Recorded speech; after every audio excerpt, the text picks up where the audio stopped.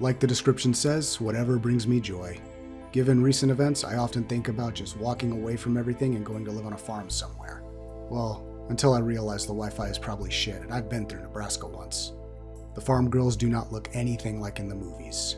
So, Peaceful Acres is going to be the next best option. Needed a proper farming location for all my crops and animals anyhow. My main production base will be over at Fort Kelvin once I get that one finished. I will preface that I did not use any cheat mods for this build, nor do I plan to for any future builds.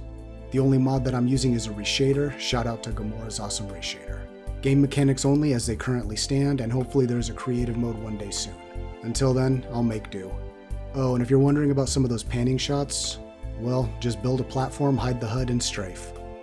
I was considering a camera mod, but since all of them warned of instability, no, I thought it best not to tempt my luck. I learned really quick how long this shit will take, and if I had to start again, yeah, no. I will apologize for some of the detail shots, as I only realized after watching them that third person would have been better. That, or I should have reduced my mouse sensitivity. I'll make sure to correct that mistake in the future. Anyway, let's dive right in, starting with cleanup. I know it's easier to dismantle, but I figured I would need as much wood and stone as possible. So I harvested trees and rocks normally. Save myself a farming trip later on. After all that is cleared, it's onto the debris both inside and out. Get everything down to a clean slate so I can start thinking about how the final design will look.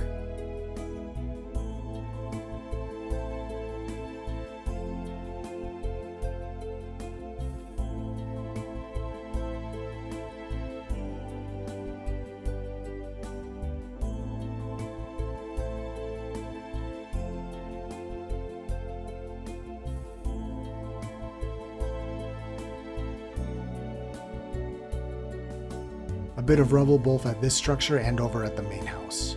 I really didn't care about saving the rubble, but sometimes the pickaxe is just faster.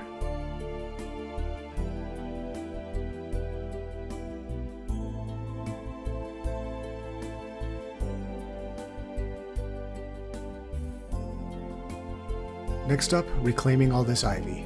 I considered reusing it, but nah, decided against it.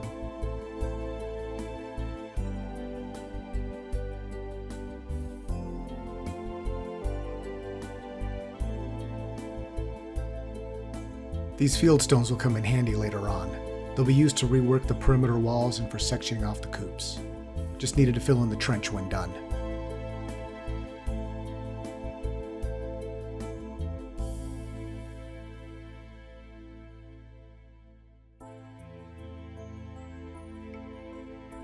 Broke out the handy decay tool to fix the edges. I had to figure out where I was going to take the overall design. For the main house, I wanted 3 villagers. The farming assistant, and 2 NPCs. Crops go by the structure outside, barns behind the house, coops will go in the northern segments, and the wolf lair will be for my beehives. Seemed like a solid enough idea, so I went with it. As for the details, I let those come to me as I build.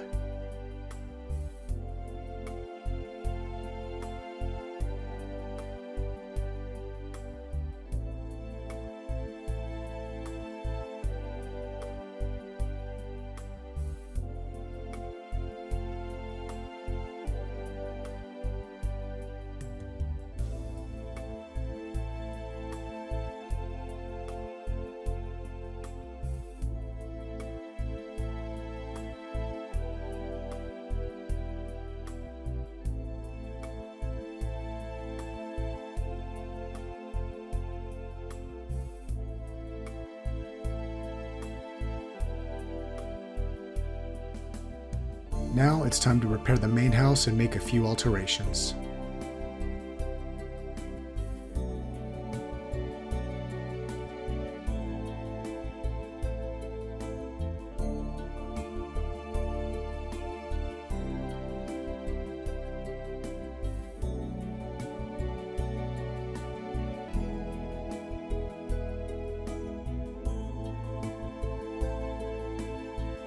Needed some stairs to get up into the attic, and this was the only place to put them.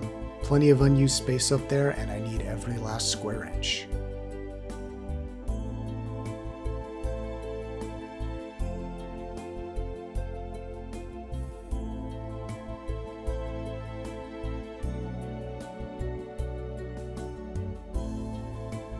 Yeah, I screwed up here at first.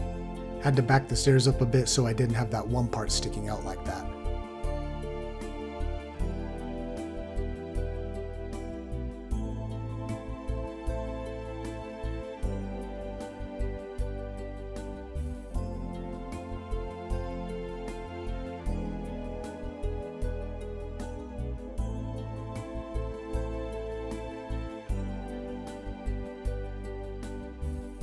Now for the kitchen. Needed more open space, so this wall had to go.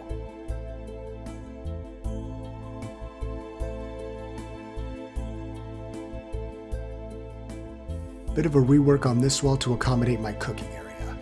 Originally, I went with one cooking pot and one oven, but then decided to have two of each. I suspect this is why the build took longer than I wanted. I kept doing redesigns. If I had taken an extra 5 minutes to think, I would not have had to pull double work.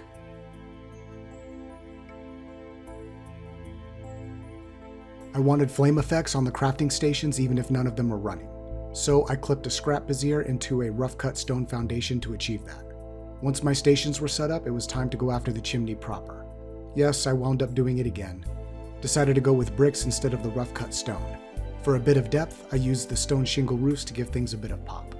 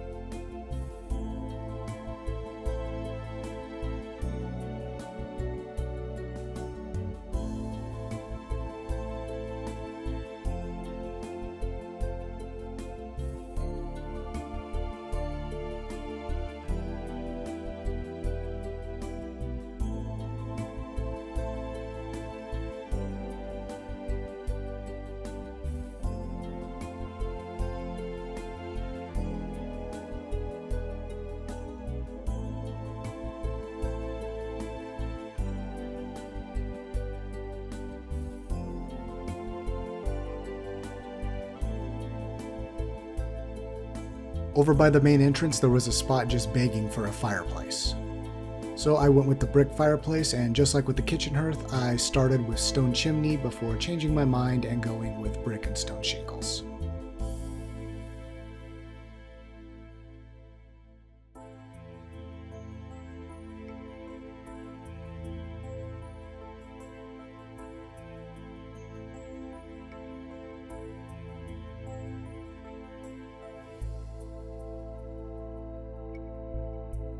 For the windows, it was better to go with the larger 5x2s.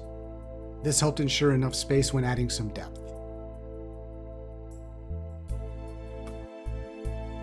There was some dead space underneath the stairs, so I decided to turn that area into a kind of side storage closet.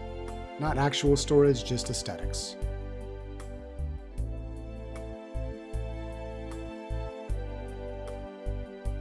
Up next, adding some pop to the windows and doorways. Externally, I went with a full roof profile, while inside was more of an outline, similar to how the hearth and fireplace were done. For the first floor, I went with the stone roof shingles, and for the second and third floors, I went with the brick roof shingles.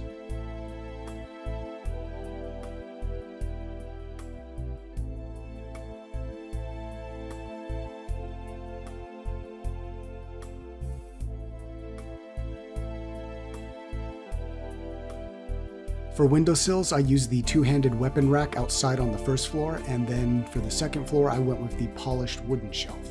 After a bit of testing inside, I decided all internal windowsills will be using the polished wooden shelf.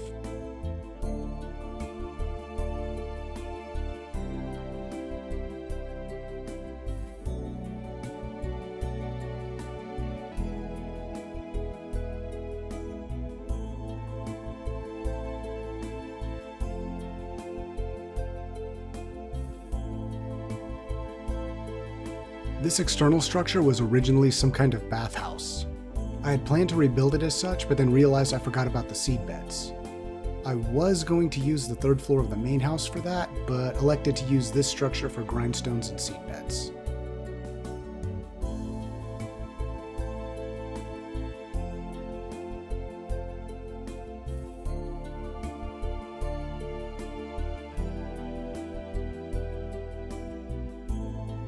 I kept the tower in pattern with the main house. The first floor is rough cut stone, while the upper level is half timbered blocks with brick roof tiles.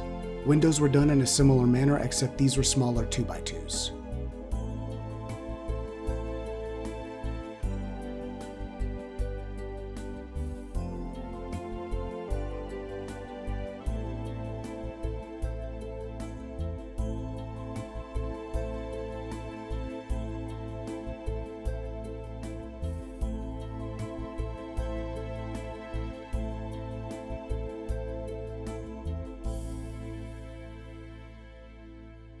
With the structures settled, it was time for a bit of landscaping. I needed to ensure that my barns were constructed on flat land, so this hill had to go.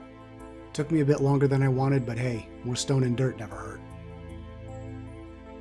I dug up the farm soil to buy myself time to think about barn design and what the fields would look like. Filled the holes in after, although I should have just left them.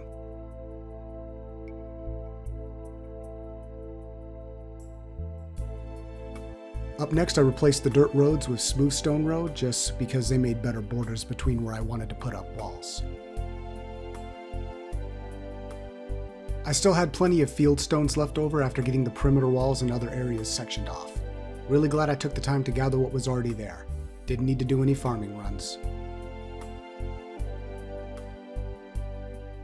Had to open up the old wolf lair to accommodate the beehives.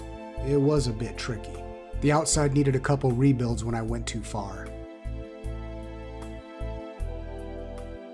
With all the landscaping finally done, it was time to start on the barns. I elected to use rough stone for the foundation, refined wood blocks for the walls, and I got a little creative with those large gate props. They make excellent door frames and help to give the walls some depth. To add further depth, I used straw roof tiles as an outline.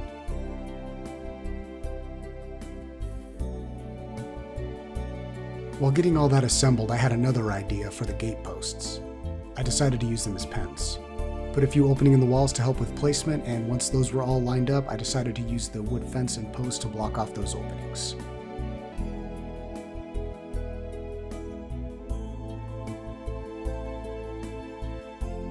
Internally, I wanted a second floor area but did not want to use stairs.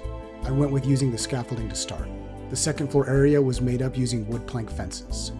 Clipping mode kept them in line, while opening the fine-tune position menu overrode any sort of collision warning so I can place them as a floor. The wood plank fences were also used to section off the pens. They had a better look to them than just the refined wood blocks I was using, or any of the other wood blocks for that matter. I know this section appears a bit chaotic, but I was planning as I went and made sure to leave myself plenty of maneuver room. Since I was using crafted props as building materials, I did not want to waste time on a redesign and took things slower. Bottom to top, stage a few things here and there, and the overall design just fell into place.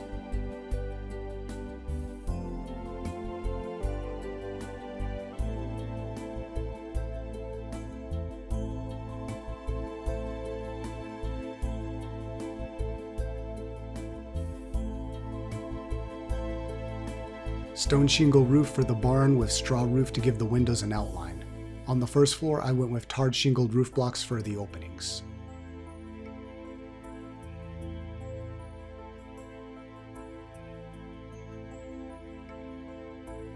For the windowsills, I used the carved wooden shelves outside with the two-handed weapon plaques on the inside. As for the frames, carved wooden frames, one large, one small, similar to the main house.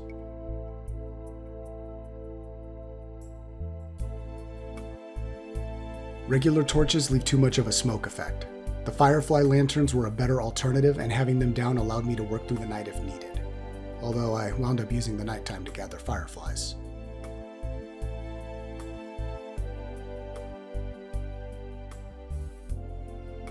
Now for the floor. I was a bit undecided how I would do this. At first I wanted to use the VUCA nesting material from the black mire, but the straw roof blocks blended better with the foundation. I learned that there's a bit of a border is the best way to describe it, between structure blocks and terrain blocks. I did the big barn with the straw roof as a floor and the smaller barn with the nesting material. Still not sure which one I like more.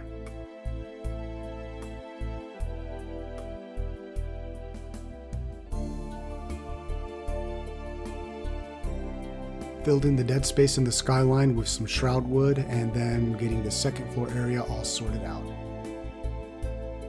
With all of that laid out, it was time to add some farm animal pillows and a bit of detail.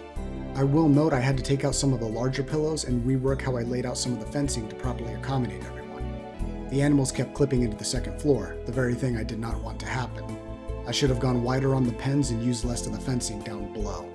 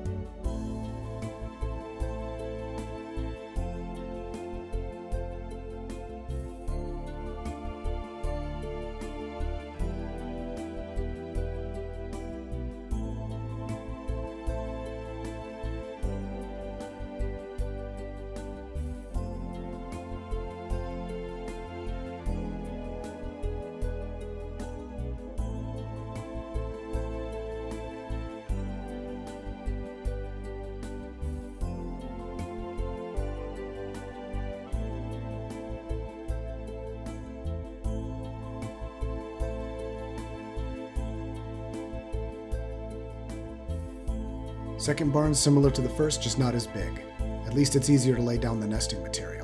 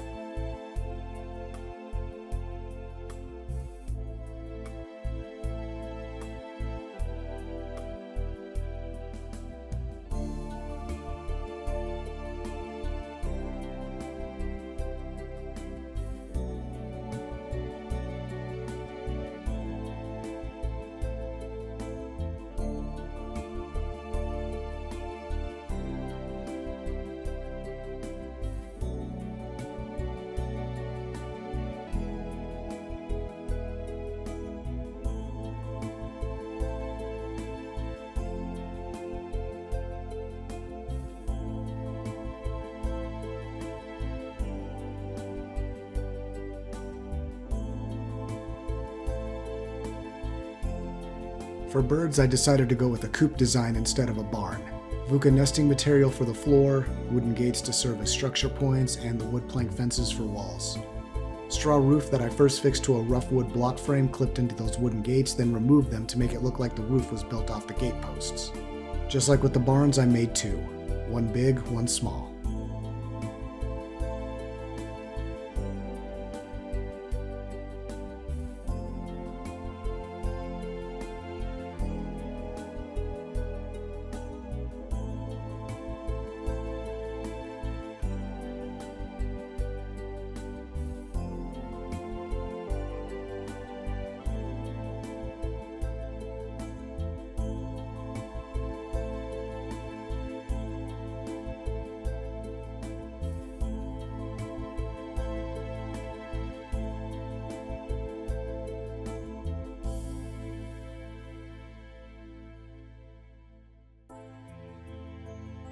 And now for the crops. At first, the plan was to use dirt roads to separate the different sections, but unfortunately, I quickly discovered how ungainly the boundary between two terrain materials can look. That and the walking paths were not as straight or leveled as I would have liked. So in a flash of brilliance, I dug it all out and laid a foundation using rough stone blocks to act as beds to keep sections more uniform. Turned out much better.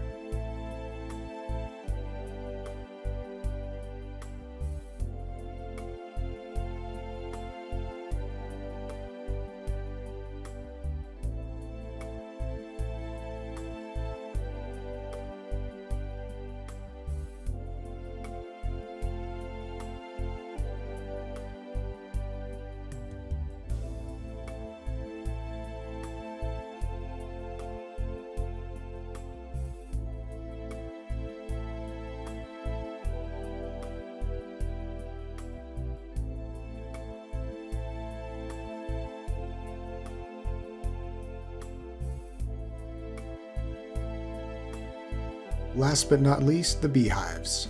Nothing too fancy done here. Vuka nesting material for the floor, which I put a few wood plank fences on top of, and a few of those same fences for the walls. A bit of details, some more landscaping, and I had no idea what I planned to do with the top part of this hill, so I ended up making it a graveyard. I just needed some decor.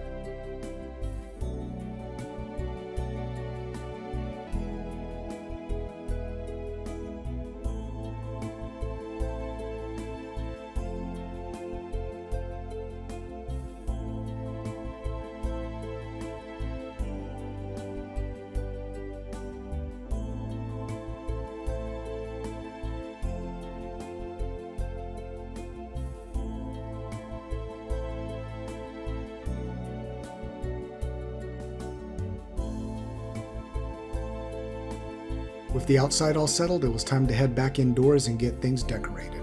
I made some minor corrections here and there to accommodate certain furniture or to correct some errors I didn't catch earlier. I stuck with the Revelwood furniture set because at the time those materials were quickest for me to get. All floors were filled in with details to give it a more homier vibe, put some things on the walls and floors, that sort of thing. The kitchen ended up with a lot more open space, but I decided that would be for the best.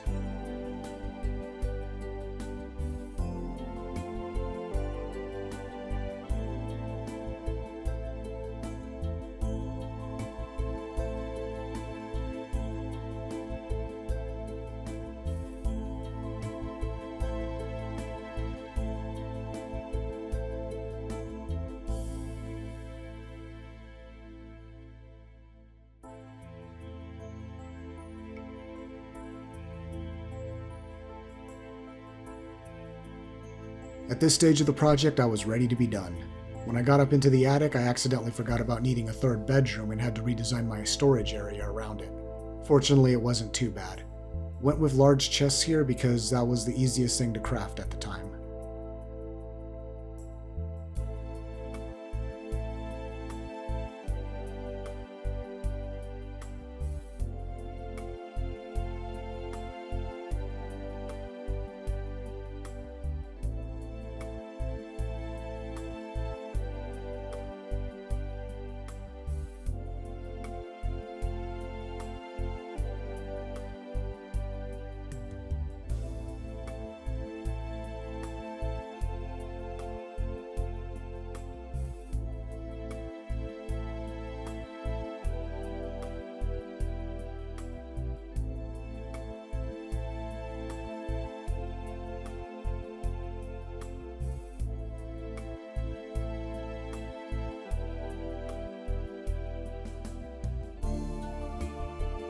A bit of last minute detailing, filling in some bookshelves, putting some displays on the tables, dead space on the walls, yada yada yada, and that's it, she's finally done. Learned a great deal from this build that I'm going to take forward into the Fort Kelvin build. Again, I apologize for the twitchy nature of the walkthroughs, I'll make sure to smooth that out next time. Enjoy the before and after shots, and thanks for sticking around this long.